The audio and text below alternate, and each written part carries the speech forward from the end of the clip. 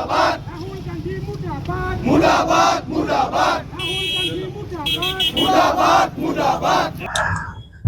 যোৱাকালি গমেই পাইছে যে ভাৰতবৰ্ষৰ নতুন দিল্লীৰ ভাৰত মণ্ডপমত যি এখন আন্তঃৰাষ্ট্ৰীয় আন্তৰ্জাতিক কৃত্ৰিম বুদ্ধিমত্তা সন্মিলন অনুষ্ঠিত কৰা হৈছিল, যাক আমি AI সামিট বুলি কওঁ।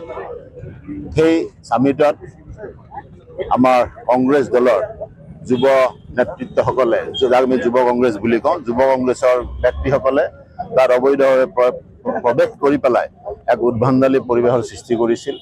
এই সন্মিলনটোৰ উদ্দেশ্যটো আছিল যে এআইক আমি ব্যৱহাৰ কিদৰে কৰি পেলাই আমাৰ ভৱিষ্যতৰ সমূহ কথাকে আমি এক সুন্দৰৰ পৰা সুন্দৰতমলৈকে লৈ যাব পাৰোঁ, তাত বিভিন্ন ধৰণৰ আলোচনা চলাৰ প্ৰয়াস কৰিছিল। আৰু 5 দিন ধৰি যি এই সামিট চলিছিল, যোৱাকালি তাৰ শেষ দিনটো আছিল।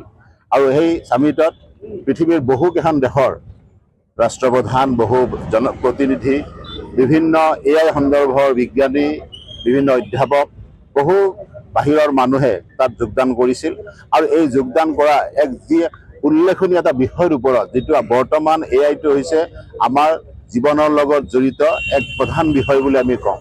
গতিকে এই বিষয়টোক লৈ যিটো আলোচনা হৈছিল, যি আলোচনাৰ মাজেৰে এআইটো কি ধৰণেৰে ব্যৱহাৰ কৰি আমাৰ জনসাধাৰণৰ উন্নয়ন সাধিব পাৰে, কি ধৰণৰ নতুন ডেভেলপমেণ্ট উলিয়াব পাৰে, তাৰ বিতংভাৱে তাত আলোচনাৰ ব্যৱস্থা কৰা হৈছিল। কিন্তু এনেকুৱা এটা পৰিৱেশ তাত সৃষ্টি কৰিলে, যি সৃষ্টিয়ে, যিটো পৰিৱেশে গোটেই ভাৰতবৰ্ষক, গোটেই পৃথিৱীৰ ওচৰত কালি লজ্জানত কৰিছে।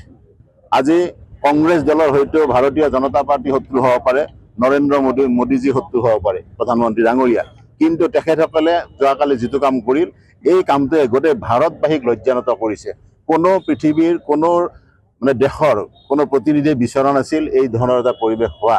গতিকে আমিও ভাৰতীয় জনতা পাৰ্টি, যুৱ মৰ্চাৰ সকলো কাৰ্যকৰ্তাই বা আমাৰ ভাৰতীয় জনতা পাৰ্টিৰ সমূহ সদস্যই আমি লজ্জাবোধ কৰিছোঁ আৰু আমি গৰিহণা দিছোঁ কংগ্ৰেছ দলক।